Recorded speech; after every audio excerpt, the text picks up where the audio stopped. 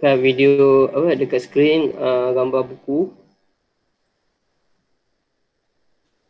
Okey. Tak perlu tengok sangat tapi kamu ada buku masing-masing kan. Bismillahirrahmanirrahim. Alhamdulillahirabbil alamin. Wassalatu wassalamu ala sayyidina Muhammad alihi wa sahbihi ajma'in. Rabbi shrah li sadri wa yassir li amri wahlul 'uqdatam min lisani yafqahu qawli. Amma ba'd. Assalamualaikum warahmatullahi wabarakatuh. Alhamdulillah, pertamanya kita bersyukur. Macam selalu saya cakap, kita mesti wajib bersyukur pada Allah Subhanahu Wa Taala di atas nikmat yang tak terkira Allah berikan kepada kita. Kalau kita nak cakap satu-satu memang tak cukup. Okay? Apa saja yang berada di sekeliling kita, di hadapan, belakang, atas, bawah semua adalah nikmat daripada Allah. Jadi kita sebagai orang yang beriman dengan Allah, maka macam mana kita nak tunjuk kesyukuran itu, kita buat, kita jadi manusia yang terbaik, iaitu orang menjadi hamba Allah. Okay, beribadah pada Allah sebaiknya.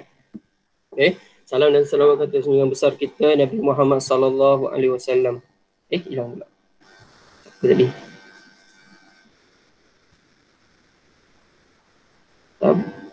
Okey. Sarah.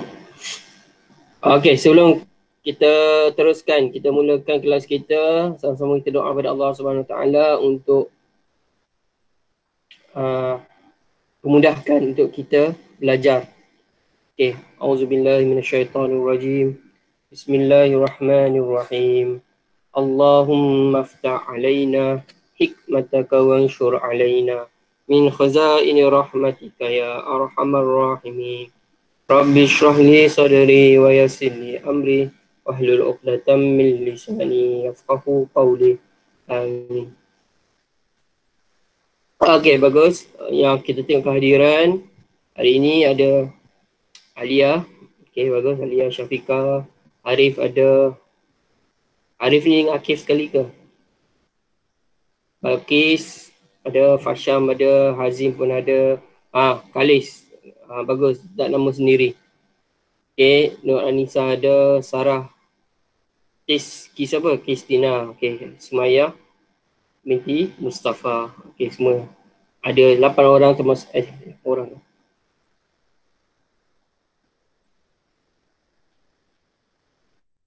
Ada Hazim ada 2 orang.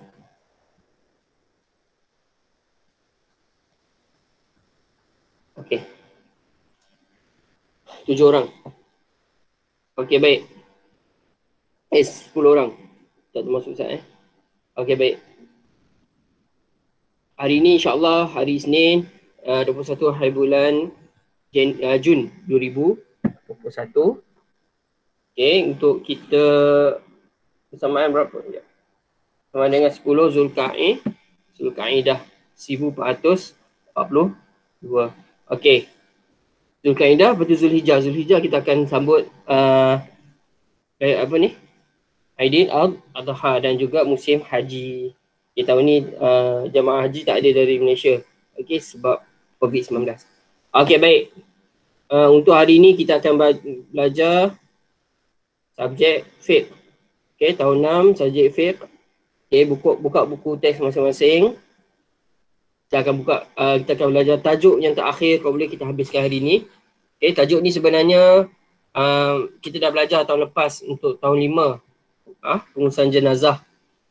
Tapi untuk kali ini untuk tahun 6 dia lebih detail, lebih terperinci lagi. Okey, lebih dalam lagi, lebih luas lagi, banyak lagi perkara disentuh. Okey, termasuk dalam macam mana nak kapannya dan sebagainya. Okey. Jadi pengurusan jenazah ini sangat penting. Ustaz beritahu awal, kamu masih kecil lagi, sebolehnya belajar sebetul-betulnya pengurusan jenazah. Kita mana tahu mungkin ada keluarga kita nanti, atuk nenek ke mak ayah kita yang Allah panggil, okey, meninggal dunia. Jadi kita sebagai orang yang belajar, okey, belajar agama, cara nak menguruskan jenazah kita boleh buat. Kita sebagai kita rasa bangga. Sebab apa? Kita sendiri yang menguruskan jenazah orang yang kita sayang, keluarga, ahli keluarga kita. Bukan kita nak, memang kita ada imam, ada orang-orang masjid atau orang surau yang uruskan jenazah. Lagi masa COVID-19 ni kan, PKP ni. Tapi sekurang-kurangnya kita adalah wakil keluarga kita yang kita tahu macam mana nak uruskan jenazah. Nak tolak kita di imam pun tak apa. Lelaki lah. Okay. Lagi-lagi kalau masa PKP ni jenazah kita, saudara mara kita, keluarga kita meninggal atau kawan-kawan kita, guru-guru kita yang meninggal dunia ke, kita boleh solat ghaib. Macam mana nak solat ghaib, solat jenazah ghaib, kita akan belajar nanti insyaAllah.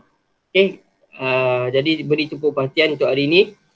Okay, insyaAllah kita, sebab bab ni sangat penting untuk orang, semua orang Islam. Okay, ianya fardhu ain. Okay, sebab apa? Untuk melakukan pengurusan jenazah ni adalah fardu kifayah, iaitu kalau seorang semua tak buat berdosa besar. Kena ada orang yang uruskan baru okey. Tapi mengetahui cara pengurusan jenazah itu adalah fardu ain, wajib bagi semua orang Islam. Sebab apa? Semua kita akan mati. Tak ada yang hidup selama-lamanya. Okey? Okey, saya tengok musyarah pertama, musyarah 53, pelajaran yang ke-6 iaitu pengurusan jenazah. Okey, pada akhir pengajaran dan pembelajaran, murid dapat apa? Okey, lepas habis hari ni, saya nak tengok kamu dapat tak benda ni? Kalau sempat Pertama, menerangkan perkara-perkara yang wajib dilakukan ke atas jenazah. Bila ada seorang Islam yang meninggal dunia, apa kita betul buat? Okey, yang wajib mesti kita buat. Okey, menjelaskan syarat jenazah yang hendak dimandikan, macam mana dia, cara nak mandikan, menyenaraikan alat dan cara mengapankan jenazah, barang-barang. Walaupun barang ni sunat ataupun digalakkan, tapi elok kalau ada. Okey, menerangkan pengertian dan hukum solat jenazah. Ni solat ni. Menyatakan syarat sah solat jenazah. Macam mana dengan syarat ni baru sah solat jenazah tu. Kemudian menyerahkan rukun solat jenazah. Tanpa rukun ni tak sah solat tu. Okey, batal. Menunjukkan cara perlakuan solat jenazah. Macam mana caranya? Sebab solat jenazah berbeza dengan solat biasa. Kita dah belajar tahun lepas. Okey, tak sama. Tak ada rukuk, tak ada sujud, tak ada tahiyat. Okey. Kemudian menyenaraikan perkara sunat dilakukan ke atas jenazah. Si mati tu apa yang sunat kita buat. Okay, membezakan perkara yang sunat dan haram dilakukan kepada jenazah. Apa yang sunat dan apa yang diharamkan. Kena tahu bezanya. Kena jelas. Jadi kita kena jaga. Okay. Yang sunat kita buat. Yang haram kita kena jauhkan. Okay, semua tu penting. Okay, baik kita tengok yang pertama. Perkara yang wajib dilakukan ke atas jenazah. Kalau ada soalan, boleh angkat tangan terus. Okay, lepas tu tanya Ustaz. Okay. Ustaz nak kamu habis kelas hari ni dengan keadaan yang tak faham. Okay, saya nak kamu habis kelas ni dengan keadaan yang faham. Pukul 3.30 nanti kamu boleh buat aktiviti. Okay, untuk yang habiskan fiqah ni. Okay, tengok perkara yang wajib dilakukan ke atas jenazah. Apabila seseorang itu meninggal dunia, wajib ke atas orang yang hidup menyempurnakan 4 perkara ke atas mayat atau jenazah itu. 4 perkara yang wajib dilakukan orang yang hidup. Okay, iaitu kita lah. Okay, yang masih hidup. Okay, 4 perkara. Mandikan, pertama. Kedua, mengapankan, mengkafankan. Yang ketiga, menyembahyangkan, okay, solat jenazah. Dan yang keempat, mengkebumikan. Kita masukkan jenazah itu dalam kubur. Jadi 4 perkara. Mandi dulu. Lepas tu kena kafan. Lepas dah bersih mandi, kena kafan, balutkan dia dengan kain. Kemudian kena solat jenazahkan dia. Last sekali kena kebumikan dia dalam kubur. Okey, masukkan dia, tanam dia dalam kubur. Okey, faham Jadi 4 perkara ni kena buat. Jangan kita tak mandi, kita terus kapan. Jangan kita tak kapan, kita terus mayang. Tak pakai kain apa tu. Ataupun kita terus kebumikan. Melainkan orang yang mati syahid. Okey. Ataupun hal-hal yang macam apa tu, jenazah yang tak boleh berkecai ke apa kan.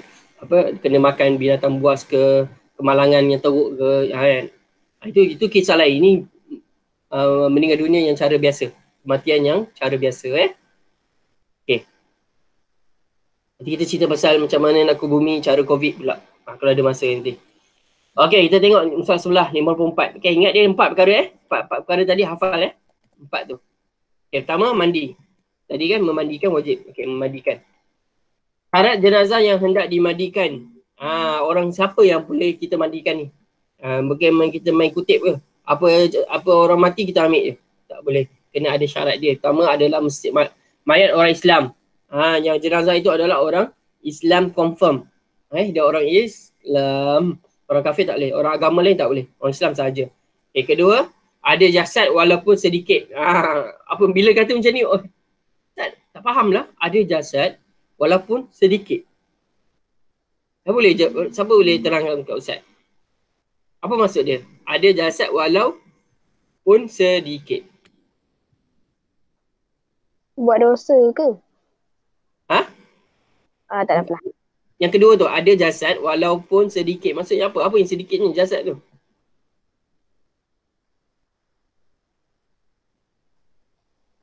Faham tak? Siapa faham kat sini? Tak faham. Siapa faham kat sini? Ada jasad walaupun sedikit. Jasad apa jasad? Jasad tu adalah tubuh badan kan? Tubuh badan manusia.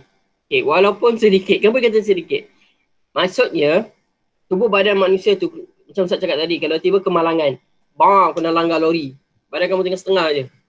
Yang satu lagi hancur kecai. Tinggal kaki je. Contoh. Kaki itulah yang akan dimandikan. Faham tak? Yang badan yang hancur tu tak nak buat macam mana. Kumpul-kumpulkan masuk bungkus je. Faham tak? Ataupun kamu, contoh yang sebelum ni, kemalangan kapal terbang sebelum ni, MH17. Kan? Kena tembak, potong-potong, terbarai, terbarai kapal terbang tu dengan mayat tu campak-campak. Pecah-pecah badan dia, sampai tak kenal siapa. Okay? Ada tangan sana, ada kaki ke sana. Kemalangan benda ni, benda terjadi. Ataupun kamu ada yang kena makan dengan binatang buas ke, dengan buaya contohnya. Harimau ke, tinggal makan, tinggal kaki je. Yang baik, badan semua dah kena makan. Kaki tu yang akan dimandikan. Faham tak? Walaupun sedikit. Ataupun orang itu adalah orang yang cacat. Okay? Dia tak ada kaki ke, tak ada tangan ke, tetap kena mandikan dia juga. Faham Ada soalan tak? Faham tak maksudnya? Siapa kalau ni? Kapal terbang jatuh kat laut macam mana? Sania ni siapa? Mana tadi? Allah hilang.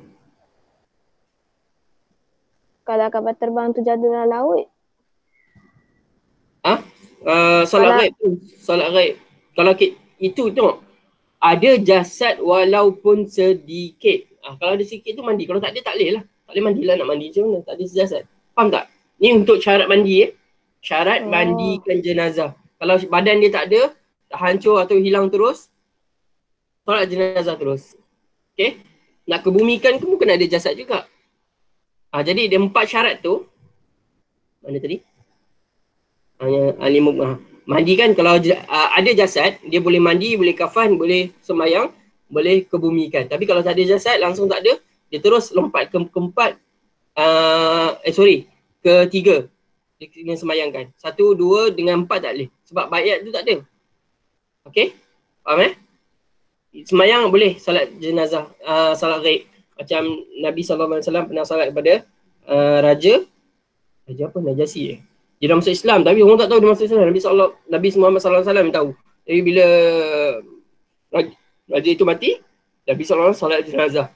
Salat ghaib maksudnya bukan solat di tempat orang tu jauh. Tapi berada di tempat lain.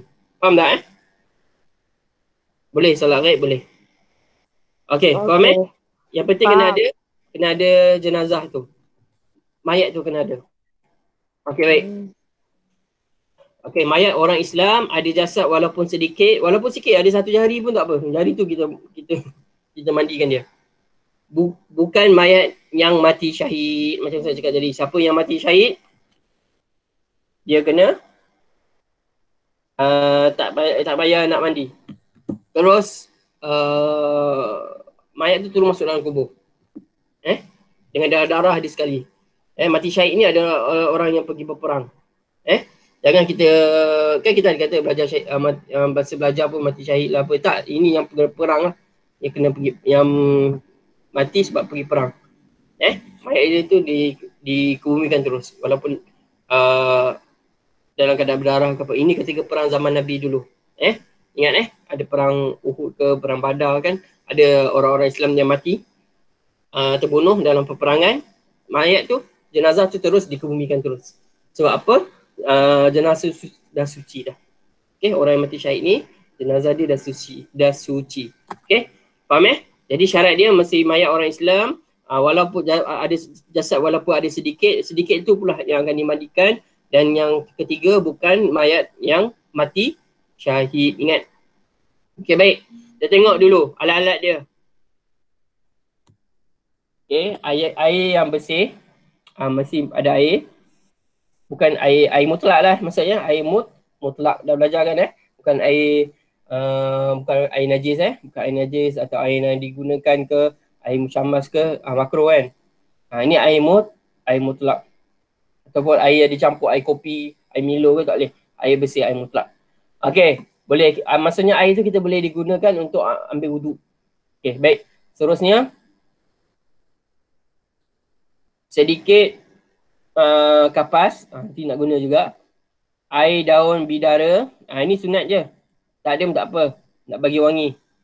Okay, air daun bidara ada jual.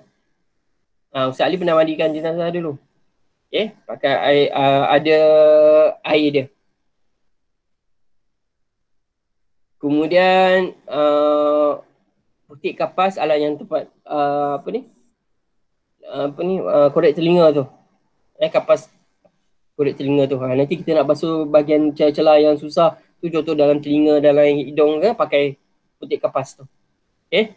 Kemudian sabun mandi, nak kena sabun. Lepas tu kapur barus, nak bagi wangi juga. Gayung untuk kita siram. Kalau ada getah pun boleh juga. Elok siram lah. Okay. Sarung tangan dan apron plastik. Sarung tangan lah. Apron lah. Kalau tak ada tak apa. Ini nak, maksudnya kita nak uruskan mandi tu dengan keadaan yang kemas. Okay. Dan teratur. Alat kita ada, jadi gunakan. Kalau tak ada tak apa. Tapi biasanya kalau kita pergi di masjid atau di surau untuk mandikan jenazah tu, alat-alat ni dah disediakan. Okay. Kalau kamu ahli keluarga, kamu bayar kan, ada kena bayar berapa harga, saya tak ingat berapa harga. Harga tu termasuk sekali alat-alat ni. Okay, barang-barang ni. Okay, jenazah yang haram dimandikan orang kafir dengan mati syahid. Mati syahid tak perlu mandi dan orang kafir pun tak boleh. Hanya orang Islam sahaja kecuali mati syahid. Okay, jelas alat-alat ni? Jelas. Okay, nanti saya cerita kamu boleh nampak kegunaan barang-barang ni. Okay. Okay, pertama. Kalau tak faham, beritahu ya. Air daun bidara ni dia macam air. Dia ada air dia dalam botol. Bukan daun tu. Air dia ada bau. Okay. Kapur pun dia ada kapur. Bau yang segar. Bau wangi. Tak wajib. Tapi dibaikkanlah nanti bila jenazah tu dah dikafankan kan, bau wangi. Nanti bau. Sonok lah sikit. Okay. Sebab mayat ni kalau lama-lama dia busuk sikit, dia bau sikit, berbau sikit. Okay. Sebab macam ayam ke atau ikan yang dah kamu terbiar kan dia bau hanyut, bau ni. Mayat manusia macam tu. Manusia lagi busuk. Kalau mayat yang lama lagi busuk lagi. Okay. Jadi dia akan ada bau nanti. Jadi bila ada bahan pewangi ni, dia wangi sikit. Okay. Taklah ahli keluarga yang datang nak tengok tu pun pening kepala. Okay. Kita tengok seterusnya 55. Syarat orang-orang orang yang nak mandikan jenazah. Tengok syarat dia macam mana. Jenazah lelaki dimandikan oleh lelaki, begitu juga jenazah perempuan oleh perempuan. Jadi kalau jenazah tu orang lelaki yang mandikan.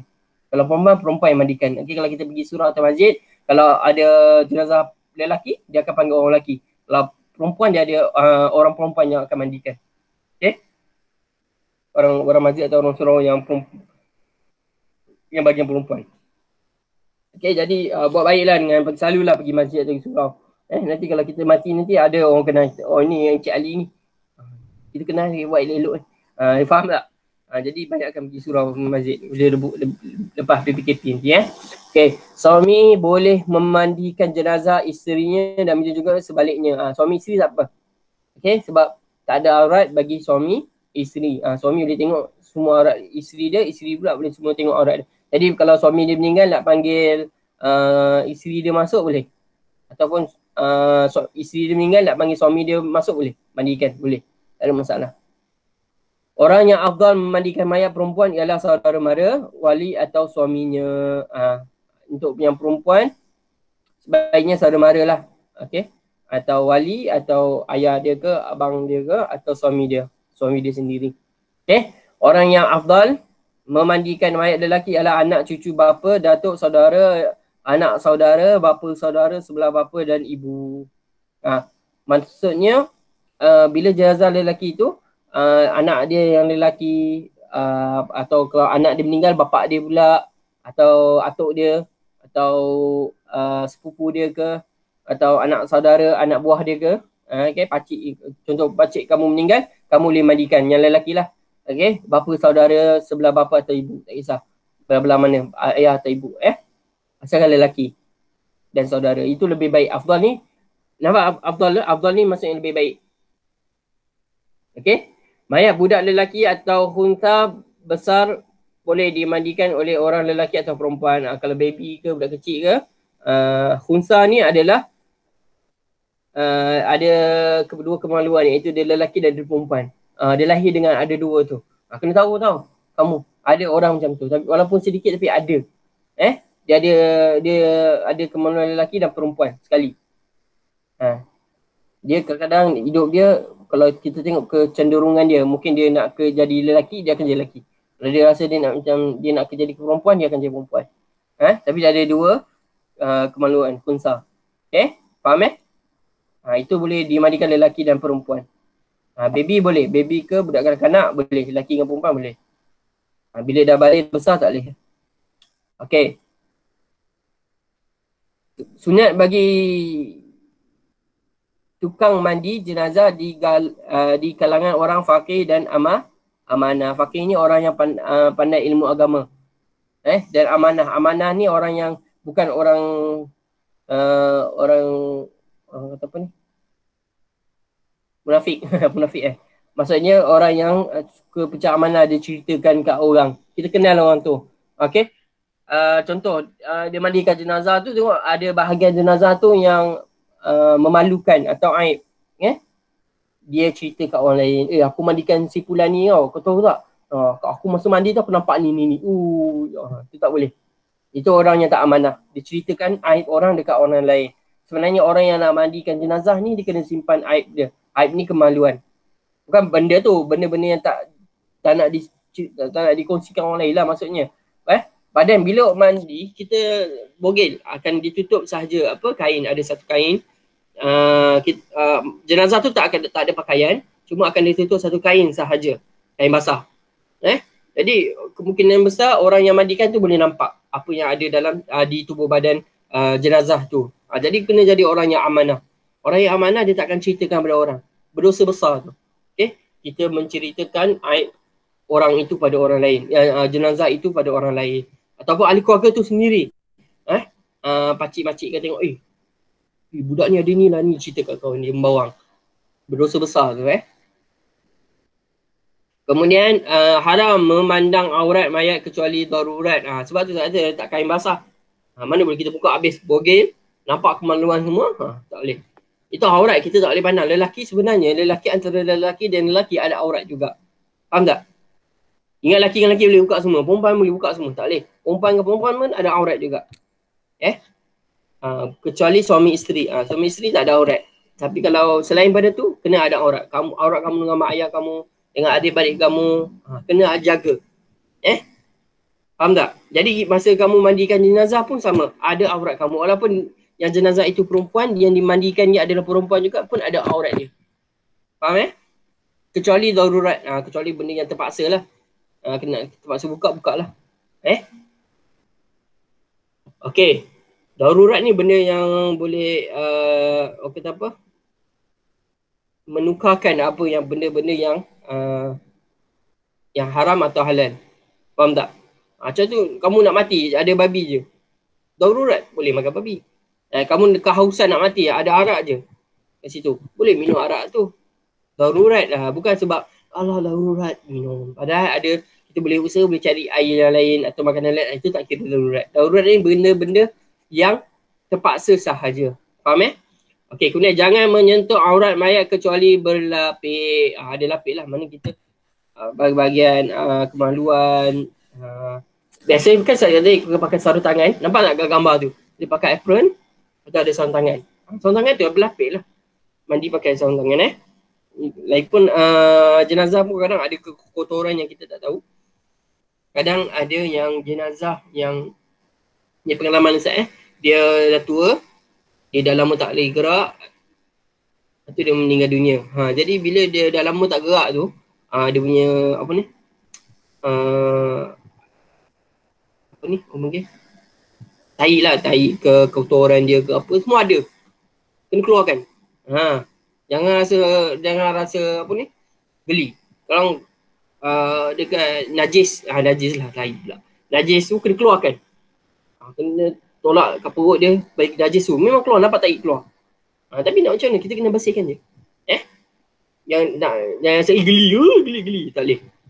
Sebab kita nak buat amalan mulia ni. Nak mandikan jenazah. Dia tak boleh mandikan diri dia. Dia perlukan bantuan orang. Jadi kita buat ibadah yang baik tu. Jangan rasa geli-geli. Dan juga jangan ambil gambar. Itu Ustaz pernah sekali tu, Ustaz mandi jenazah. Ada anak jenazah tu, dia pergi ambil gambar. Dia nak post dekat kat WhatsApp grup keluarga kot. Grup WhatsApp keluarga. Tu Ustaz bisik, Ustaz tegur lah. Kalau nak keluar. Lepas tu ada yang buka sikit ke pintu, semua nak intai nak tengok dia dimandikan. Tutup. Mandi ni aib ni kan, nak mandikan orang. Kamu mandikan buka pintu ke? Kasih orang ambil gambar kamu masa kamu mandi ke? Tak ada kan? Macam tu lah, jenazah pun akan rasa malu juga. Okay, baik. Okay, yang terakhir, jika jenazah ialah lelaki dan hanya terdapat perempuan ajnabiyah, wajib baginya tayamum mayat itu dengan berlapik, dan begitu juga sebaliknya. Okay, kalau ada jenazah lelaki, maksudnya keluarga dia tak ada. Yang keluarga lelaki semua tak ada perempuan dekat situ, kebetulan. Dan perempuan tu pun bukan dia punya keluarga juga. Jadi tak payah mandi, kita hanya bertayamum sahaja. Begitu juga perempuan. Kalau ada perempuan yang mati, kat situ tak ada keluarga dia langsung. Tak ada keluarga dia langsung dan tak ada orang perempuan langsung. Ada orang lelaki je. Kemungkinan berlaku, mana tahu keadaan kemalangan ke apa kan, perangkap ke dalam kat pulau ke mana ke. Kan? Dia tak ada saudara mara lelaki, keluarga lelaki, dan juga tak ada perempuan kat situ. Dia seorang yang perempuan dan dia mati. Jadi macam mana? Yang lelaki tu tayamum sahaja. Tayamum berlapik lah, tak boleh sentuh. Okay? Faham tak? Yang last kali faham tak yang ke-9 tu? Faham? Ada tak faham tak yang ke-9 tu? No. Maksudnya kalau tak tepat masa tu, keadaan tu yang memaksa darurat lah. Tak ada jenazah perempuan, kat situ tak ada keluarga dia, yang lelaki tak ada, yang perempuan yang bukan keluarga dia pun tak ada, hanya lelaki saja kat situ. Dan semua tu bukan keluarga dia. Dia nak mandikan mayat perempuan tu. Jadi dia kena tayamum sahaja. Ingat tayamum macam mana? Muka dan kedua tangan hingga ke siku. Senang. Macam COVID pun sama. Okay? Macam tu lah COVID kadang. Nak mandikan jenazah tapi kamu tak boleh sentuh dia. Sebab ada COVID ada virus. Okay? Walaupun orang tu mati, badannya ada COVID juga. Jadi dia kena tutup badan tu dalam plastik dan dia orang kena tayamumkan sahaja. Tayamum muka dan tangan kanan kiri. Dah cukup. Dah kira bertayamum. Sebab apa? Mandi ni sebenarnya untuk makluman adalah mandi wajib. Mandi wajib. Bila mandi wajib?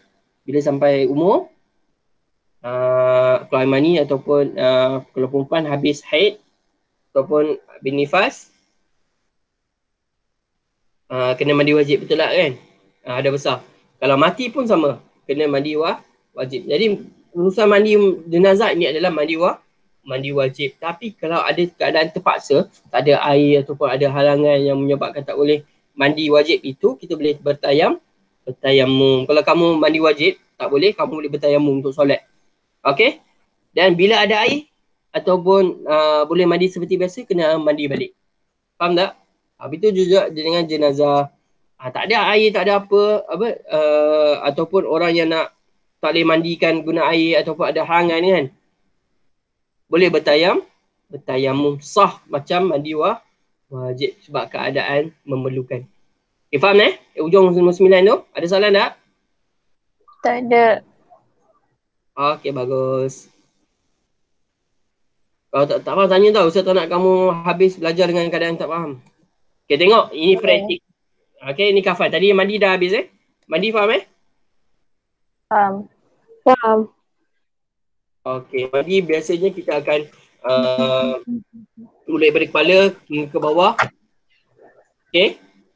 Kita selesaikan belah kanan, lepas tu belah kiri. Lepas tu kita kena keluarkan najis-najis yang dalam, kena masuk jari tu. Tekan kat bahagian dubur tu. Keluarkan tahi semua. Tekan perut dia. Lepas tu ambil kapas tu, yang cotton bud tu. Kita celah telinga, belakang telinga, hidung, belakang hidung. Okay. Dekat bahagian-bahagian yang celah yang susah macam kat kuku semua. Bahagian-bahagian yang susah kalau ada yang gemuk tu berlapik-lapik tu kan. Kena basuh semua tu. Faham? Lepas tu kena terbalikkan. Ke kanan dulu. Basuh. Lepas tu, ke kiri dulu. Lepas tu ke kanan. Sebab bahagian kanan dulu bahagian kiri. Basuh. Faham tak? Jadi kena ramai orang juga tu. Kena buat tu dalam 4 orang macam tu. 4-5 orang. Okay, basuh kaki. Ambil kuku kaki tuan pun. Basuh. Dah habis tu kena ambilkan wuduk untuk dia. Basuh muka. Basuh tangan kanan dan kiri 3 kali semua. Basuh kepala, telinga dan kaki semua. Kena ambil wuduk lepas mandi. Sebab dia macam mandi wajib. Kita dah belajar mandi wajib kan? Dah belajar belum? Dah rasa. Jam 6 dah ni. Tak ingat lah. Yang dah sampai ilmu tu. Dah kot. Belajar murid perempuan yang dah sampai hit tu. Jangan tak tahu mandi wajib. Malam tahu. Okay. Macam mandi wajib je sebenarnya. Semua orang yang buatkan. Okay. Kita tengok cara kapan Mandi selesai Ada soalan untuk mandi? Tak ada. Masa mandi ni lah kita guna air daun birara semua. Semua boleh guna. Okay, sekarang kita tengok kapan pula. Kalau Ustaz buat kapan dulu, Ustaz siap buat pampers lagi. Pampers. Tak, buat macam pampers. Letak kapas, buat macam pampers. Spender macam pampers lah. Spender, lepas tu buat baju dia. Banyak betul Ustaz pakai kapas. Ustaz pada Ustaz. Kawan Ustaz. Dia ajar Ustaz macam mana nak buat ni. Kalau ini yang simple punya lah. Okay. Sediakan 3, tengok nombor 1. Sediakan 3 atau 5 utas tali di bawah kain kafan. Tali diambil daripada kain kafan. Kain kafan tu, kain putih yang besar. Kita boleh koyakkan tepi dia tu. Memanjang, dia akan jadi tali. Faham tak? Kamu koyakkan sikit, dia senang je. Dia kain kapas tu. Cotton, kamu koyakkan sikit, tarik je. Dia ikut je. Faham tak? Jadi tarik tu jadi macam 3 atau 5. Okay? Dia ganjil. Okay? Kemudian ukur ketinggian jenazah untuk menentukan kepanjangan kain kafan. Kena ukur dulu. Ada jenazah tu kecil, ada pendek, ada budak, ada orang tua, ada gemuk. Kena ukur dulu untuk adjust kapan tu. Takut nanti kita dah bentang, tak muat pula. Kalau yang orang yang jenis besar tu kena besarkan sikit lah kapas dia. Kapas pula. Kain kapan ni. Okay. Kain yang ketiga, kain kapan dipotong menjadi 3 bahagian. Ada 3 lapisan. Okay. 3 bahagian. Kain kapan besar lah sebenarnya. Panjang. Jadi buat 3. Jadi 3 lapis nanti. Okay. 3 kain dihamparkan dalam keadaan tertindih. Okay, letak 1, 2, 3. Faham yang keempat tu. 1. Sekali lapar tu boleh gulung jenazah tu. Okay, jadi besar. Jadi buat 1, 2, 3. Ada 3 lapis. Okay, faham Faham tak? Masa lapis tu, kat bawah tu dah sediakan tali. Tali dah letak. Biasa sebab ada 5 lah. Bawah, letak dulu tali tu untuk ikat. Dia macam ni. Letak tali dulu. Letak kain hamparan kain kafan tu, yang 3 lapis. Nanti nak jenazah letak ke situ, kita likat terus. Faham tak? Faham. Okey. Okey, kemudian nombor 5, hamparkan kapas golongan di tengah kain memanjang ke bawah mengikut anggaran saiz jenazah. Okey. Jadi kat tengah-tengah kain kafan tu letak kapan tu letak kapas. Dia bagi lembut sikit. Nanti lembut. Lepas tu taburkan serbuk cendana di atas kapas.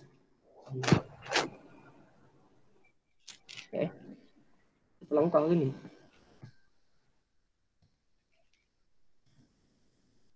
Oh, dia terlangkah ni.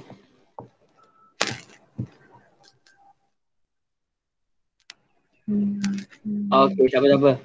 Okey, nak kapankan ni, kain kapan, kapas, air mawar, nombor 58 musuh 58 dia tersilap ni. Tali kain, serbuk cendana, ni ada warna putih. Serbuk cendana, minyak atar, minyak wangi lah. Nampak Okey, dia ke belakang pula. Okey, tapi kita patah balik 613. Okey, musuh 56. Okey, faham Taburkan sedikit serbuk cendana di atas kapas. Nampak serbuk cendana ni? Dia bagi wangi sikit. Serbuk cendana. Kalau kita tu dia warna bukan warna putih, dia warna macam coklat-coklat sikit sebenarnya. Daripada pokok cendana. Dia warna coklat sikit. Kat sini gambar putih tapi sebenarnya warna coklat sikit kalau setakat yang saya buat dululah. Okey, faham tapi dia bau wangi nanti.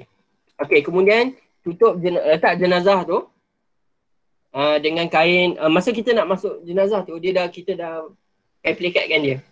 Okey, jadi tak nampak lah lepas mandi tu, tak nampak lah dia punya kemaluan. Okey, tutup jenazah dengan kain kapas yang disediakan pada bahagian-bahagian berikut.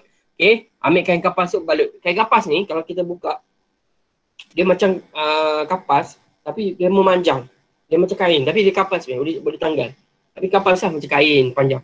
Okey, kalau kamu pergi dekat farmasi nak beli kapas, okey, Guardian ke apa, kamu tengok dia dalam bentuk gulung. Boleh buka. Okey, boleh buka. Okey, jadi kapas tu kamu boleh tutup kemaluan dia, bahagian kat muka dia, dekat satunya baca. Kat muka, kedua bawah dada. Okey, bawah dada belakang tu. Kedua telinga, kedua siku dan tangan. Ikat kapas tu. Dia memanjang, kita kita balut je. Kedua tumitnya. Okey, tumit kaki tu. Okey.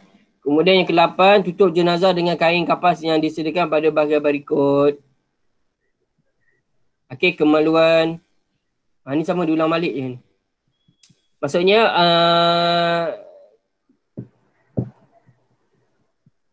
sama je sebenarnya. Siapa yang tahu? Malak pun masuk. Okey, kalau Malak kena tengok balik, boleh nanti saya masukkan video dia balik saya akan upload ke YouTube. Okey. Jadi kapas boleh balut kepada jenazah tu. Okey, seterusnya ikat dengan tali daripada kain yang telah disediakan bermula dari bahagian hujung, kaki, lutut dan pinggang. Okey, setiap lapisan tu ikat. Okey, bahagian muka dibiarkan terbuka untuk tatapan sanak saudara. Okey, buat dia ada 3 lapis kan tadi kan. Masukkan, ikat, masukkan ikat ataupun lipat dah sekali boleh ikat. Boleh, mana yang ada. Tapi kalau Ustaz dulu, setiap kali balutan Ustaz ikat bagi kemas. Okey. Tapi kaki tutup habis, macam hujung tu kita gulungkan, kita apa macam mana panggil? Gulungkanlah, rapatkan dia, lepas tu kita ikat. Bagi tertutup elok yang bahagian kaki hujung. Dan bahagian kepala pun sama, kita ikat juga. Lepas tu buka sikit bagi kemas. Tapi bahagian muka kita buka kan, macam pocong. Tahu hantu pocong? Astagfirullahaladzim. Bagi buka lah muka dia. Nanti bila sebelum nak kita solat jenazah tu, ahli keluarga nak tengok dulu kali terakhir. Time tu dah bersih, dah mandi. Dah kapan jadi wangi sikit lah. Jadi ahli keluarga boleh tengok kali terakhir lah sebelum kita tutup dan kita salat jenazah tu kita pergi ke kuburan. Kubur pun kita buka balik muka tu. Okay, faham Faham tak? Okay, dia satu lagi. Kalau kadang jenazah tu mulut dia macam terbuka je. Mulut dia macam terbuka. Dia tak boleh kawal. Dia mati kan, dah meninggal kan. Tengah-tengah kan. Jadi kita kena ikat sikit bagi dia tertutup mulut ni. Tak ngangah lah. Ataupun kat tepi tu. Tarik sikit, ikat bagi tertutup sikit mulut dia. Faham Bagi kemas lah. Tangan dia tengah-tengah je tu. Takut orang ni. Okay. Kalau mata terbuka, tutup lah. Okay. Faham Faham. Okay, ini barang-barang minyak atar tu masa kita kapan tu? Kita renjiskan minyak wangi. Air mawar dengan minyak wangi tu. Minyak atar ni mesti minyak wangi lah. Bagi bau wangi jenazah tu. Kapan tu bau wangi. Okay? Faham Faham. Okay. Ada saran tak untuk mengkampankan jenazah ni? Tak ada. Kalau okay. Sekejap Nanti kalau kita ada masa kita buat. Kita buat kalau lepas COVID ni lah. Ada masa kita buat program jenazah, kapankan jenazah. Pernah ikut tak? Siapa kat sini pernah tengok? Orang dikapankan. Siapa sini pernah tengok? Saya. Tak pernah? Saya. Apa saya tu? Asya. Tak kampung aja. Pernah okey, tak apa. Okey, siapa pernah tengoklah tu macam mana. Okey, nanti Ustaz kalau ada masa nanti, kalau COVID dah tak ada, boleh buat program. Nanti saya buat program jenazah. Yang mana pengurusan jenazah. Tu saya panggil lah siapa. Kalis ke, saya jadi mayat Yeay. Kanda ke, Jabar ke, mana lah. Saya dah buat mati. Okey. Innalillah. Okey. Tapi perempuan janganlah. Perempuan tak boleh lah. Lelaki lah. Sebab sepatutnya ada kita sebenarnya aktifal pertandingan ni, ada pertandingan pengurusan jenazah. Macam mana mandikan? Ada. Nanti kita ambil lelaki, tapi lelaki lah. Dalam 10 orang ke berapa? Tapi sebab masalah COVID tadi tak boleh buat lah. Okey. Okey, ada soalan tak pasal kapan ni? Tak ada. Okey, tak ada. Okey, jangan takut. Nanti orang tengok kapan ni, ini pocong-pocong lah. Adalah. Ngarut je. Okey. Kalau ada pocong tu 24 kat kamu, kau lompat balik kat dia. Bagi dia tanya. Jangan takut. Banyak sangat. Itulah jangan tengok ni tengok movie banyak sangat tu. Ngarut je. Okey, dah cukup. Okey, kita tengok seterusnya. Okey, hadis Nabi Muhammad SAW. Okay, apa Nabi kata tentang ni pengurusan jenazah? Tengok. Sabda Rasulullah sallallahu alaihi wasallam, "Ani bani Abbas radhiyallahu anhu qala, sami'tu Rasulullah sallallahu alaihi wasallam yaqul, ma min rajulin muslimin yamutu fayaqumu ala janazatihi arba'una rajulan la yushrikuna billahi syai'an illa syafa'ahumullahu fi." Riwayat Muslim, ada hadis sahih ni. Okey, apa sabda Rasulullah sallallahu alaihi wasallam? Kita tengok dari Ibnu Abbas radhiyallahu anhu, beliau berkata, aku pernah mendengar Rasulullah sallallahu alaihi wasallam bersabda, tidaklah seseorang lelaki muslim yang meninggal dunia maka dirikan solat ke atas jenazahnya oleh seramai 40 orang lelaki yang tidak menyekutukan Allah Subhanahu taala dengan sesuatu, melainkan dengan perantaraan mereka Allah Subhanahu taala akan membayarkan syafaat ke atas jenazah itu. Jadi kena solat jenazah 40 orang, tapi kalau tak cukup 40 orang pun tak apa, asal seorang pun tak apa. Seorang pun tak apa, nak macam mana. Okey, kalau apa yang ada buat. Okey, kalau kita lagi COVID ni tengok itu tak ramai boleh dibenarkan. Okey. Jadi kena fardu kifayah untuk orang solat jenazah. Jangan kita biarkan jenazah itu meninggal dunia tanpa solat. Okey? Faham Sebab ini akan membantu jenazah itu nanti di akhirat kelak. Okey, dalam solat jenazah tu ada doa-doa kepada mereka yang meninggal dunia tu dan juga orang yang lain. Nanti kita tengok. Okey, tengok cara salat jenazah. Muka 60. Okey, pertama, suci dari haid dan nifas. Jadi kalau perempuan yang ada haid dan nifas tak boleh. Menutup aurat dan menghadap kiblat. Okey, tutup aurat lah, menghadap kiblat. Mayat sudah dimandikan dan dikafankan. Jadi tadi kita dah belajar dimandikan macam mana, lepas tu dah dikafankan elok-elok. Kemudian jenazah itu diletakkan di depan sah, nanti kita tengok macam mana susunan jenazah tu untuk lelaki dan perempuan. Kita dah belajar tahun lepas. Kita tengok balik. Ni kita dah belajar dah ni. Solat jenazah kita dah belajar kan? Yang kafan dengan mandi kita belum. Jadi ini kita ulang kaji je. Okay. Mayat sudah dimandikan dan dikafankan. Kemudian mayat, buat nombor 1, 2, 3. 4, mayat orang Islam, bukan orang kafir. 5, bukan mayat yang mati syahid macam tadi. Bukan orang kafir dan mati syahid, tak perlu. Mayat diletakkan di hadapan kecuali mayat ghaib. Kecuali mayat yang bukan ghaib ni maksudnya apa? Bukan solat jenazah ghaib. Okey. Mayat tak perlu ada di hadapan, tapi kalau solat jenazah secara langsung direct, kena ada jenazah depan tu. Bukan kita sembah jenazah, bukan kita sembah jenazah itu. Tak. Tapi kita solat untuk dia. Okey, sebab itu tak ada rukuk dan sujud. Okey. Okay, baik. Tengok. Haram solat jenazah ke atas 61 Haram solat jenazah ke atas orang yang bukan Islam. Dengar. Orang kafir tak boleh. Orang Islam saja yang tak menyekutukan Allah. Yang orang Islam yang kita kenal. Okay, jenazah mestilah seorang yang beragama Islam, kerana jenazah orang yang bukan Islam iaitu kafir haram disolatkan ke atasnya. Hal ini berpandukan firman Allah SWT. Allah sendiri telah berfirman dalam Al-Quran dalam surah At-Taubah ayat 84 dengan ayat A'udzubillahi minasyaitonirrajim. Wala tusalli ala ahadin minhum mata abadan wala taqum ala qabrih. Innahum kafaru billahi wa rasulihi wa matu wa hum fasiqun. Sadaqallahul azim. Apa maksudnya? Apa Allah berfirman? Dan janganlah kamu sekali-kali mendirikan salat ke atas jenazah seorang yang meninggal dunia antara mereka, dan janganlah kamu berdiri di atas kuburnya. Sesungguhnya mereka telah kufur, iaitu kafir kepada Allah Subhanahu wa taala dan rasulnya. Dan sesungguhnya mereka mati dalam keadaan fasik. Fasik ni kita dah belajar sebelum ni kan? Orang yang fasik. Okey, jadi faham Jadi Allah tak izinkan, Allah tak benarkan, Allah tak kasih, Allah haramkan untuk kita solat untuk orang yang kafir, orang bukan Islam. Orang yang beragama lain atau orang yang dah murtad ke apa, kita tak boleh solatkan jenazah untuk dia. Dan kubur pun kena letak di tempat yang asing. Okey, faham Faham tak ayat Quran ni? Faham. Jelas Allah suruh. Ini ayat Allah, direct arahan Allah ni memang jelas. Okey, faham. Okey, tak boleh solat pada jenazah orang kafir.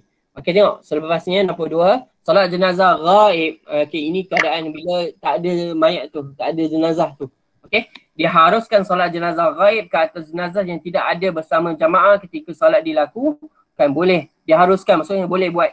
Tak ada masalah. Contoh berada di negeri lain atau berada di tempat jauh, ataupun COVID ni tak boleh sebarang daerah, okey, sebarang negeri ke, okey, boleh buat solat ghaib. Okey, sabda Rasulullah sallallahu alaihi wasallam. Okey, an Abi Hurairah radhiyallahu anhu anna Nabi sallallahu alaihi wasallam na'a lin-nasin najashiyya fil yaumil ladzi mata fi wa kharaja bihim ila al-musalla fasaffa ashabahu wa kabbara arba'a takbiratin rawahu al-jamaah. Riwayat al-jamaah. Okay, artinya, tengok apa? Ini pasal Najasyi yang saya cerita tadi. Pada hari berlakunya kewafatan Najasyi, iaitu raja yang terima hijrah yang pertama. Ingat tak sirah hijrah yang pertama? Raja Najasyi, raja tempat tu orang Kristian. Tapi dia raja ini telah memeluk agama Islam tanpa pengetahuan orang, tapi Allah tahu dan Nabi Muhammad SAW tahu. Okey, maka Rasulullah SAW mengumumkan tentang kemangkatan kepada orang ramai dan menyuruh orang ramai supaya pergi ke musalla, tempat mengerjakan solat. Musalla ni tempat solat. Kemudian menyusunkan mereka dalam saf-saf, lalu mendirikan solat jenazah dengan takbir sebanyak 4 kali. Nampak tak? Nabi solat tapi jenazah Raja Najasyi ada tak kat situ? Tak ada. Dia berada di negara dia jauh. Tapi Nabi berada di Mekah. Mekah ke Madinah? Tak ingat. Tapi Nabi solat untuk Raja Najasyi. Faham tak Sebab Raja Najasyi telah memeluk agama Islam dan mati. Meninggal dunia. Jadi harus untuk solat kepada beliau. Tapi macam mana Nabi tahu? Nabi wahyu daripada Allah lah. Zaman tu tak ada WhatsApp berapa. Nabi tahu yang Raja Najasyi dah meninggal dunia. Itu antara mukjizat Allah kepada Nabi Muhammad SAW. Okey, seterusnya. Hendaklah jenazah itu telah dimandikan atau ditayamum bagi jenazah yang sukar dimandikan. Tayamum Ya. Atau ditayamum bagi jenazah yang sukar dimandikan. Tayamum ni untuk, kurungan ni untuk tayamum. Kerana jenazah yang belum dibersihkan tidak harus disolatkan ke atasnya. Faham? Kecuali kadang-kadang darurat lah. Okey, tengok seterusnya. Hendaklah jenazah itu berada di hadapan para jemaah yang akan mengerjakan solat ke atasnya. Maka tidak sah solat yang dikerjakan sekiranya jenazah diletakkan di belakang para jemaah. Kamu nak solat tapi jenazah ada kat belakang. Ataupun kat tepi. Ataupun tersimpan kat mana. Tak boleh. Ni solat jenazah yang secara langsung bukan solat gaib Faham tak? Mayat tu mesti ada kat depan. Hendaklah jenazah itu bukan dari orang yang mati syahid kerana peperangan menentang orang kafir. Orang yang mati syahid tidak perlu disolatkan. Diriwayatkan dari Jabir radhiyallahu anhu an Jabir qala Nabi Muhammad sallallahu alaihi wasallam, Nabi bersabda, udfunuhum fi dima'ihim yakni yauma uhudin wa lam yaghsilhum. Rawahu Bukhari, hadis sahih ni. Okey, apa Nabi Muhammad sallallahu alaihi wasallam bersabda, kebumikanlah mereka dengan darah mereka sekali, yakni syuhada Uhud, dan tidak perlu dimandikan mereka. Ni ketika perang Uhud dan ramai orang Islam meninggal dunia ketika peperangan tersebut. Jadi jenazah itu yang ada darah sekali. Mati kan darah kena pedang, panah ke apa kan. Mati dah darah tu sekali masuk ke dalam kubur. Tak perlukan solat jenazah. Sebab apa? Tak perlu mandi, tak nak solat. Terus masuk dalam kubur. Sebab darah itu sendiri dah suci. Okey. Seterusnya. Tapi sekarang tak adalah. Melainkan kalau semasa peperangan lah. Hendaklah anggota jenazah yang disolatkan itu merupakan bahagian anggota yang terbesar. Jadi kalau Allah.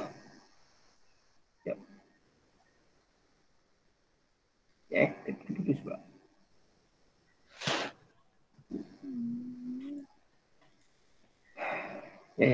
Sorry. Padam.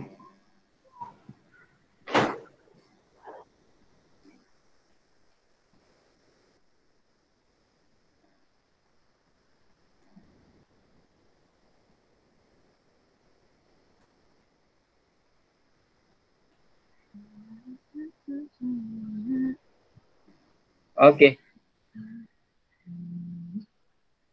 Sorry. Okey. Nampak Okey. Hendaklah engkau anggota jenazah yang disolatkan itu merupakan bahagian anggota yang terbesar. Jadi kalau dah pecah-pecah hancur tu, ambil yang tertinggal yang besar sikit tu. Jadi solatlah. Okey, bagi anak yang meninggal kerana keguguran sekiranya ketika keluarnya itu terdengar suara atau tangisan menunjukkan dilahirkan dalam keadaan hidup, adalah wajib disolatkan ke atasnya berpandukan kepada sebuah hadis. Jadi kalau keluar dan meninggal dunia tak perlu. Tapi kalau keluar dia ada suara lepas tu dia meninggal time tu atau selepas berapa minit ke beberapa jam atau beberapa hari perlu kena solat. Okay, tengok apa sabda Rasulullah. An Jabir qala Rasulullah sallallahu alaihi wasallam, telah bersabda Rasulullah, idza stahallan sabiyyu sabi. Kita belajar dah itu bahasa Arab minggu lepas. Sabi apa? Sabi apa? Kanak-kanak baik. Kalau kata sinonim dia apa? Mutaradifah dia apa? Tapi ingat. Tif? Dah lupa dia ke? Baru minggu lepas. Sinonim dia apa? Tapi ingat. Tiflun. Ya Allah. Tak ingat dah? Weh. PKP ni memang senang hilang ingatan. Tiflun. Sabiyun tu bayi Sulliya alaihi wa warisa. Sunan Ibnu Majah. Artinya sekiranya anak dilahirkan meninggal dunia ketika dilahirkan kandungan kedengaran suara atau tangisan haruslah disolatkan dan telah meninggalkan harta pusaka. Mungkin ia telah diberikan semasa lahirnya. Kalau ada harta pusaka juga tau baby tu. Contohlah atuk dia kata kalau bayi ni lahir aku bagi kat dia satu rumah ni. Atuk dia kaya. Aku bagi satu rumah ni dekat Mamat ni. Dekat bayi ni kalau dia lahir. Tiba lain mati. Jadi rumah tu adalah milik bayi tu. Mana atuk tu tak boleh ambil balik dah. Faham tak? Jadi harta pusaka kepada bayi tu dibahagikan ikut harta pusaka lah. Faham tak? Jangan ingat baby lahir tak ada harta. Okey, tengok rukun solat jenazah. Rukun ni mesti buat. Kalau tak buat, batal. Okay, suara siapa ni? Siapa dia bunyi ni? Tutup suara. Alia. Okey. Kita tengok. Pertama, niat. Nanti kita akan belajar cara niat solih ala hadzal maiti arba'at takbiratin lillahi ta'ala. Okey, berdiri bagi yang mampu. Siapa boleh berdiri ya? Siapa yang sakit lutut tu duduklah. Janganlah paksa berdiri juga. Okey, 4 kali takbir termasuk takbiratul ihram. Jadi 4 kali ni termasuk takbiratul ihram. Takbiratul ihram tu adalah takbir yang pertama. Allahu Akbar 1, Allahu Akbar 2, Allahu Akbar 3, Allahu Akbar 4. Bagi salam. Okey. Selawat ke atas Nabi Muhammad sallallahu alaihi wasallam selepas takbir yang kedua. Mendoakan si mati selepas takbir yang ketiga. Memberi salam selepas takbir yang keempat. Okey. Telah membaca Al-Fatihah selepas takbiratul ihram. Takbiratul ihram Allahu Akbar. Allah Akbar kabira, baca doa iftitah. Kita baca Al-Fatihah. Allahu Akbar. Okey, baca selawat ke atas Rasulullah kepada Nabi Muhammad sallallahu alaihi wasallam. Allahu Akbar. Doakan kepada si mati yang jenazah tu. Ya Allahu Akbar. Betul beri salam. Doakan kepada seluruh manusia. Betul bagi salam. Okey, nampak tak? Cara melakukan salat. Okey, dengar. Ini cara dia. Berdiri bagi yang mampu. Tidak sah sekiranya salat itu dilaksanakan sambil duduk tanpa keuzuran. Okey, rasa malas-malas kan nak duduk tak boleh. Kena berdiri. Kalau yang boleh berdiri lah. Kemudian takbir yang pertama, takbiratul ihram. Niat serta takbiratul ihram. Okey. Lafaz niat ni, masa nak takbir tu niat sekali. Lafaz niat salat jenazah lelaki. Usalli ala hadzal mayyiti arba'a takbiratin lillahi ta'ala. Ni untuk lelaki. Hadzal mayyit. Kita belajar kan semalam ayat tu.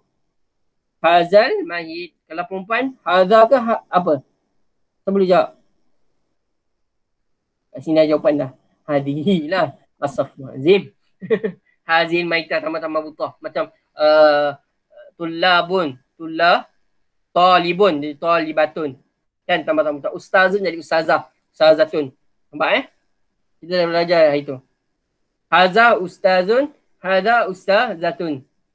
Nampak tak? Okay. Hazihi ustazatun. Hazi untuk perempuan. Kita tengok. Itu lafaz lelaki Usalli ala hadzal mayyiti arba'a takbiratin lillahi ta'ala. Artinya usalli sahaja aku salat ala ke atas hadzal mayyiti mayat ini arba'a takbiratin 4 kali takbir lillahi ta'ala kerana Allah Ta'ala. Okay, ini lafaz untuk jenazah perempuan pula. Usalli ala hadzihil mayyitah arba'a takbiratin lillahi ta'ala. Usalli sahaja aku salat ala ke atas hazihil maitati ini mayat ini iaitu mayat perempuan ini arba'a takbiratin 4 kali takbir lillahi ta'ala kerana Allah Ta'ala. Nampak Okay, bezanya hazal maiti dengan hadhil maitati. Dah tambah butah dengan jadi hazi. Nampak tak beza dia? Gariskan. Nanti kamu faham. Kamu boleh bezakan. Bahasa Melayu tak apa, mayat ini tak ada lelaki atau perempuan. Tapi kalau bahasa Arab ada beza lelaki dan perempuan. Muzakkar dengan mu'annas. Garis kat buku teks tu. Okey. Seterusnya daripada niat tu, membaca surah Al-Fatihah. Wajib seperti salat yang lain. Okey, baca surah Al-Fatihah. Ya Alhamdulillahirrahmanirrahim. Bismillahirrahmanirrahim sampai habis. Kemudian takbir yang kedua, Allahu Akbar. Selawat ke atas Nabi Muhammad sallallahu alaihi wasallam sekurang-kurangnya. Allahumma salli ala Muhammad, ni macam kita ayat akhir tu. Wa ala ali Muhammad kama sallaita ala Ibrahim wa ala ali Ibrahim wa barik ala Muhammad wa ala ali Muhammad kama barakta ala Ibrahim wa ala ali Ibrahim fil alamin innaka Hamidum Majid. Sama macam ayat akhir tu. Okey, ya Allah, limpahi rahmat ke atas Nabi Muhammad sallallahu alaihi wasallam dan keluarganya sebagaimana engkau memberi rahmat kepada Nabi Ibrahim dan keluarganya. Nabi Ibrahim Nabi Ismail, Ishaq semua tu. Dan limpahkan keberkatan ke atas Nabi Muhammad sallallahu alaihi wasallam serta keluarganya sebagaimana engkau memberi keberkatan kepada Nabi Ibrahim dan keluarga Ibrahim. Engkaulah yang maha terpuji lagi maha mulia di seluruh alam semesta. Ada dua kat sini. Salli, selawat. Kama sallai. Barakta dengan wabarik. Wabarik, wabarakta. Selawat dan keberkatan. Okay. Lepas tu baca doa kepada dan angkat takbir, baca doa kepada jenazah. Takbir yang ketiga dia tinggal sini. Tulis kat sini semua. Takbir yang ketiga. Tulis. Takbir kedua, takbir ketiga dia tertinggal. Yang keenam ni takbir ketiga. Tulis dulu. Atas membaca ni takbir ketiga. Okay. Dah bagi selawat, angkat takbir dulu. Allahu Akbar, baru baca doa kepada jenazah. Hal ini berdasarkan pada hadis yang diterima daripada Abu Hurairah bahawa Rasulullah sallallahu alaihi wasallam pernah bersabda, "Idza sallaitum ala maitin fakhlisu lahu du'a." Riwayat Ibnu Majah. Artinya jika kamu mengerjakan salat ke atas jenazah, maka berdoalah dengan ikhlas untuknya kepada si mati itu, jenazah tu. Sepulang. Okey. Ni untuk doa boleh macam-macam, tapi nak mudah kita ikut ni. Untuk jenazah lelaki, Allahumma firlahu warhamhu wa'afihi wa'fu anhu. Ingat kita belajar Arab. Hu ni untuk dia lah lelaki. Okay. Tapi kalau perempuan, hu tu jadi ha. Ha kan dia semua. Alif. Allah.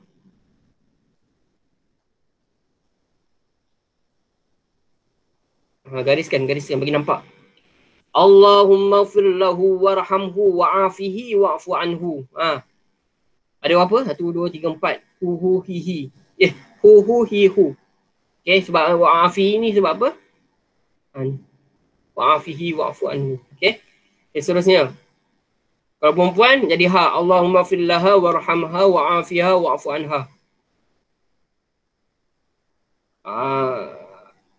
Allah ampunkanlah dia dan rahmatilah dia dan ampuni kepada dia dan ke atasnya. Faham tak Doa minta ampun kepada Allah. Tapi kalau ramai macam solat jenazah tu lebih daripada 2 orang atau 3 orang. Okey. Kat ini bawah ni. Hanya hu dengan ha tu akan jadi hum semua. Senang. Allahumma fir lahum warhamhum wa'afihim wa'fu anhum. Faham tak? Faham. Okay. Ini untuk huwa, ini untuk hiya, ini untuk hum atau hunna. Hunna susah, jadi hum je lah, senang. Okay. Ada soalan tak untuk doa ni? Tak ada.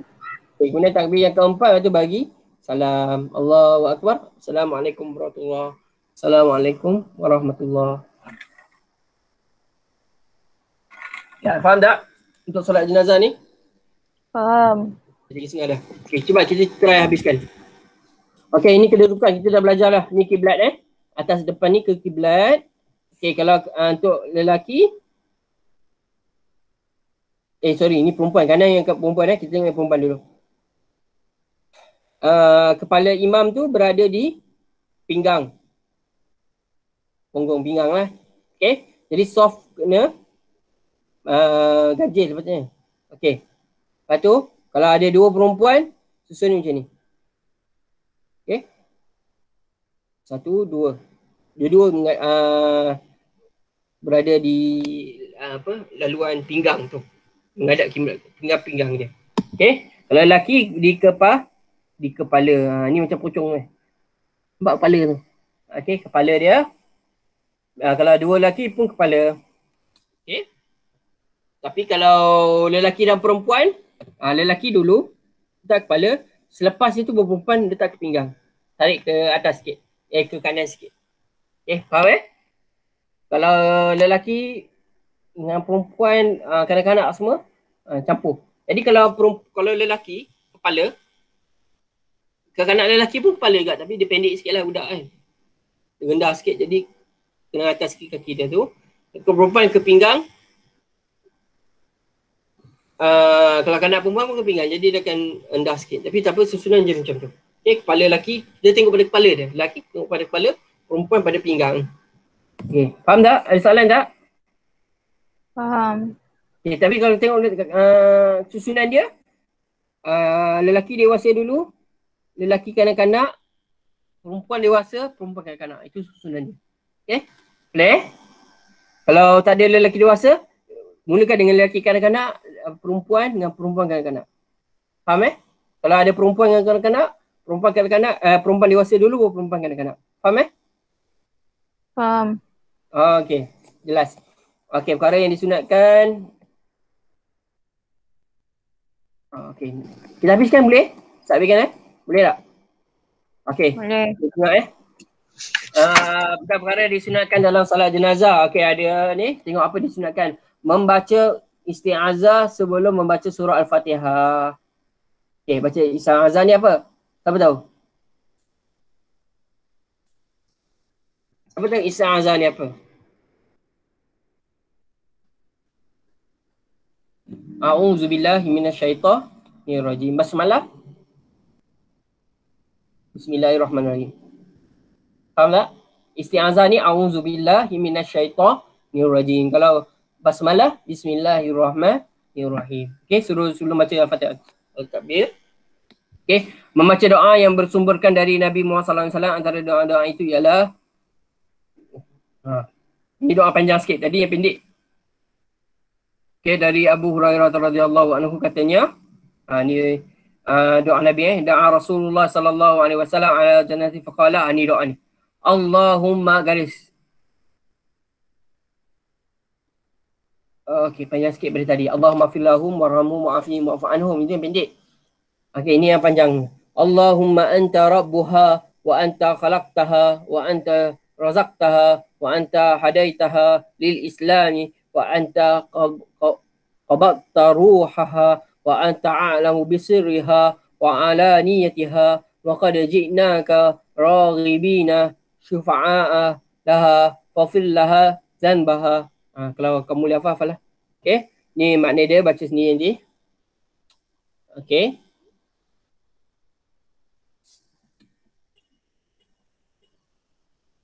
Tapi ini untuk yang perempuan Rabbuhu kalau lelaki. Khalaqtahu wa anta razaqtahu wa anta hadaitahu wa anta qabadtu ruhahu. Qabata yang ubah ruhahu. Okey. Kalau ramai, Allahumma anta rabbuhum wa anta khalaqtahum wa anta razaqtahum. Boleh? Jabar baru masuk. Okey, faham Nak habis dah Jabar. Nanti tengok saya punya YouTube. Okey, seterusnya. Dari Abu Hurairah radhiyallahu anhu, beliau berkata, Nabi sallallahu alaihi wasallam pun sallallahu alaihi wasallam ala janazatin faqala, Allahumma fir li hayyina wa maytina wa saghirina wa kabirina wa dhakarina wa unthana wa syahidina wa ghaibina. Allahumma man yaitahu minna fa ahyihi ala al-islam wa man tawaffaitahu minna fatawaffahu ala al-iman. Allahumma la tahrimna ajrahu wa la tudillana ba'dahu. Rawahu Ibnu Majah. Dari sini Allah, saya ingat.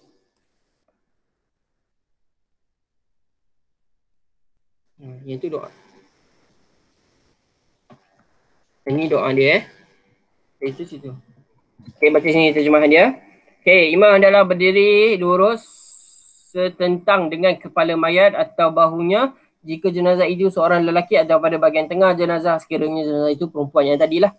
Okey. Kepala atau bahu untuk lelaki.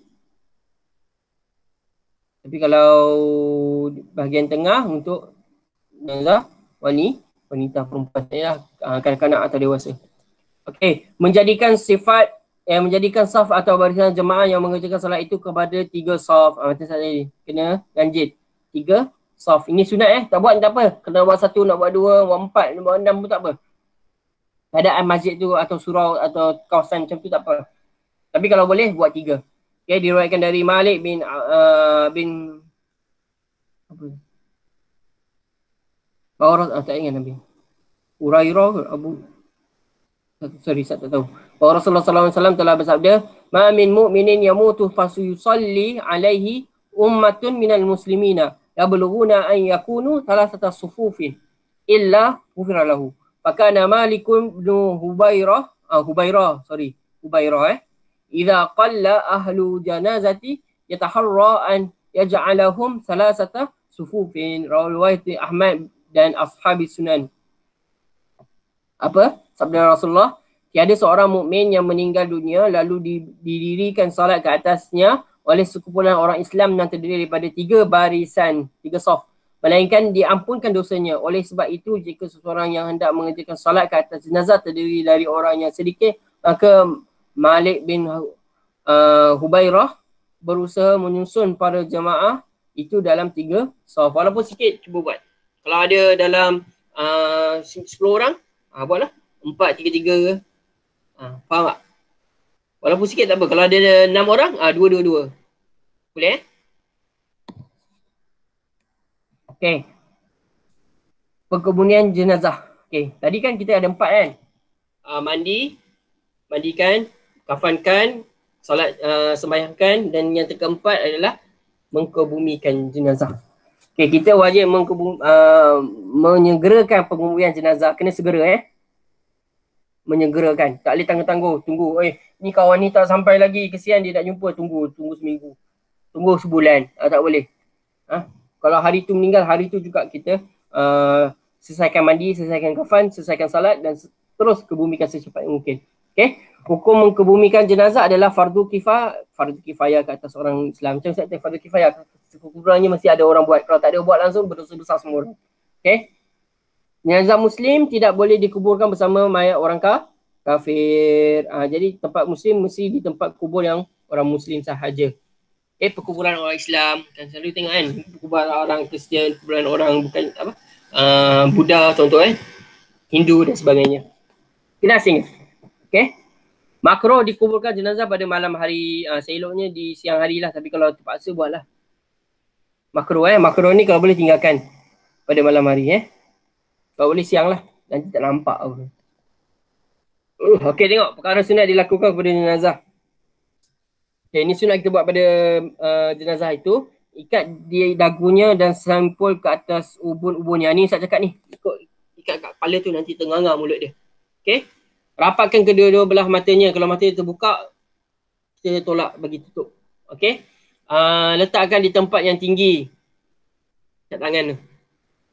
Okay. Jenazah tu Jangan letak dekat lantai. Tukarkan pakaian dan bersihkan kekotoran yang keluar dari duburnya. Kalau ada tahi ke apa najis ke apa, bersihkan. Ini sebelum mandi Luruskan kakinya. Okay, letak tangan kanan di atas tangan kiri seperti dalam solat. Macam ni. Macam jenazah tu macam dalam keadaan solat. Tangan dia, kalau dia cukup sifat lah. Okay. Letak sesuatu yang sederhana berat ke atas perutnya. Okay, tak nak bagi apa ni, tangan tu jatuh lah. Urut sendinya. Urut-urut lah, jangan bagi tegang. Okay. Ikatkan kedua ibu jari kakinya untuk merapatkan kedua kakinya. Ni ujung tu ikat. Dekat pegangan kedua-dua kakinya diikat juga untuk merapatkan kakinya. Jadi pegangan kaki tu, kat buku lali tu, ikat. Kemudian kat ujung jari tu pun ikat juga, nanti dia terkangkang macam tu.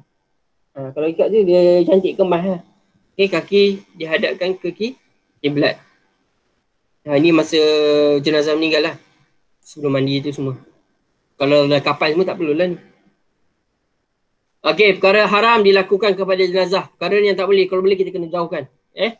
Sama haram memandikan, mengkafankan dan sembahyangkan jenazah yang mati syahid. Kita dah belajar tadi dah. Tak boleh. Okay, meletakkan bauan pada jenazah yang dalam ihram. Jadi kalau ihram ni, maksudnya apa? Ketika dia buat haji, yang keadaan ihram tu, dia meninggal dunia. Jadi jangan letak bauan sebab tak boleh. Kalau ihram tak boleh ada bauan. Pakai minyak wangi kan, kita dah belajar kan, tak boleh potong, cukur semua. Minyak wangi pun tak boleh pakai. Jangan. Jenazah tu kita jangan letakkan di minyak wangi. Menyakiti jenazah, cubit-cubit dia tak ada kerja. Ya Allah, cucuk-cucuk ke apa kan, mengarut betul. Mengaibkan jenazah ni, kita menghina jenazah tu. Kita memalukan dia. Tak boleh. Bercakap tentang keburukan jenazah, cerita apa yang keburukan dia. Kau tahu masa dia hidup dulu ni, dia ni kaki penting. Dia ni suka fitnah orang. Dia ni. Oh, tu dah mati dah. Okay, jangan kita membawang ataupun buat cakap tak elok lah kepada jenazah. Cakap yang baik-baik saja. Apa yang pernah dia buat baik, kita ceritakan dulu. Dia pernah nampak dia sedekah. Ceritakan benda-benda baik dia. Bila benda-benda kejahatan dia, aib dia, biar dia dengan Allah. Biar Allah yang selesaikan. Okay. Ni budak ni tanya apa? Murid ni. Ustaz, wajibkah dimandikan mayat yang pergi berperang untuk di fisabilillah? Orang yang, Ustaz ni jawab, orang yang berperang di jalan Allah SWT tidak perlu dimandikan kerana mereka ialah golongan para syuhada. Orang yang mati syahid terus dikebumikan dengan darahnya sekali. Tak payah mandi, tak payah kafan. Okey, ini aktiviti. Tak apa. Ustaz tak perlu tengok. Sebelum habis ni ada soalan tak? Tak ada. Tajuk yang ke-6 ni. Sebab apa? Kamu akan buat soalan muka surat 53. Muka surat 53. Buka semua buku aktiviti. Okey, ada masa sampai ke 4.30 ke pukul 5 ni. Selesaikan. Ni. A. Pilihkan jawab berpandukan jawapan. B. C. D. E, F, G. Dah. Habis kan? 64. Okay, mana sempat dulu buat. Okay. Lepas tu ambil gambar. Lepas tu hantar ke Ustaz Ali. Okay. Jangan, sebab ramai yang tak hantar ni. Okay, ada soalan tak untuk ni? Yang 4 perkara ni? Tak ada. Tak ada. Mandi. Mengkafankan, menyembahyangkan, mengkebumikan, apa sunat dan haram. Kita belajar 6 tu je. Mandi, kafankan, salat jenazah, yang keempat mengkebumikan dia, yang keenam sunat, dan yang ketujuh haram dilakukan kepada jenazah. Okey, ada soalan tak ada? Kalau tak ada, okey, kita dah lambat ni, dah dah ni. Okey, kita tutup dulu mesyuarat kelas Google Meet ni. Kelas Google Meet ni, okey. Siapa kat sini ada kat Desa Rejang ni? Saya.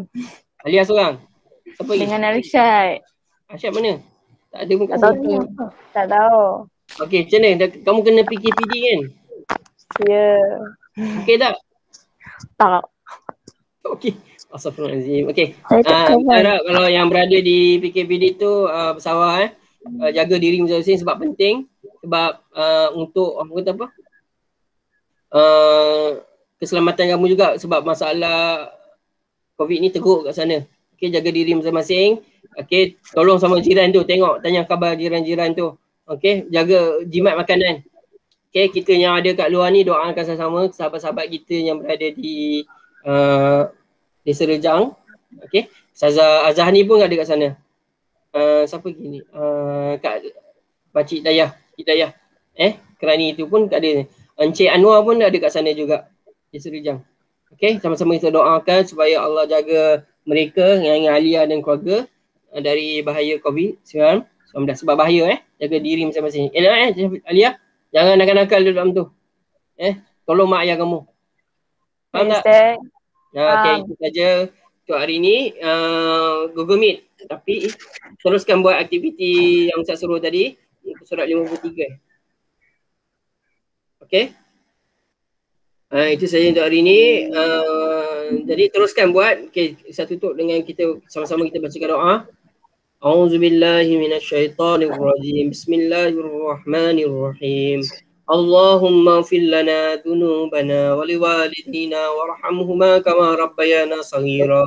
Ya Allah, ampunilah dosa kami dan dosa kedua ibu bapa kami, dan kasihanilah mereka seperti mana mereka kasihani kami semasa kami kecil. Rabbana atina fid dunya hasanah wa fil akhirati hasanah wa qina adzabannar. Wa sallallahu ala sayyidina Muhammadin wa ala alihi wa sahbihi wa sallam.